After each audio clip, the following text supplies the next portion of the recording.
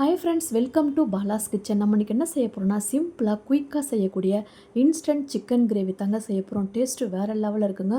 ரொம்ப சிம்பிளாக ஈஸியாக செய்து முடிச்சிடலாம். இது செய்யறதுக்கு முன்னாடி நம்ம சேனல் இப்போ தான் நீங்கள் ஃபஸ்ட் டைம் பார்க்குறீங்கன்னா சப்ஸ்கிரைப் பண்ணி வச்சுக்கோங்க. பக்கத்தில் இருக்கிற பெல் ஐக்கானையும் ப்ரெஸ் பண்ணி வச்சுக்கோங்க.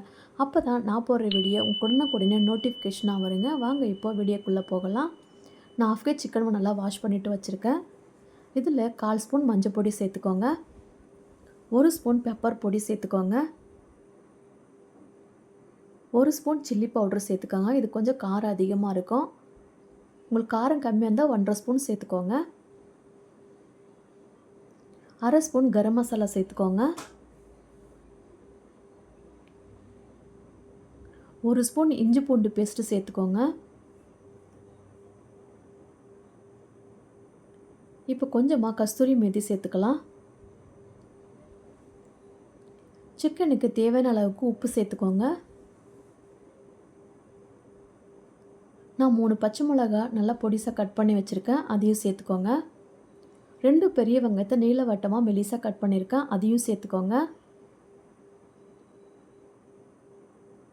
பொடிசாக கட் பண்ண கொத்தமல்லி சேர்த்துக்கோங்க. தேவைக்கேற்ப எண்ணெய் சேர்த்துக்கோங்க. இப்போ சிக்கனில் நல்லா மசாலா ஒட்டுற மாதிரி நல்லா பெசரி எடுத்துக்கோங்க. எல்லா பக்கமும் நல்லா கலந்து விடுங்க. பாருங்கள், கலந்து எடுத்தாச்சு. இப்போ இதை ஒரு 15 நிமிஷம் அப்படியே மூடி வச்சுருங்க. 15 நிமிஷத்துக்கு அப்புறமா ஓப்பன் பண்ணி பார்க்கலாம்.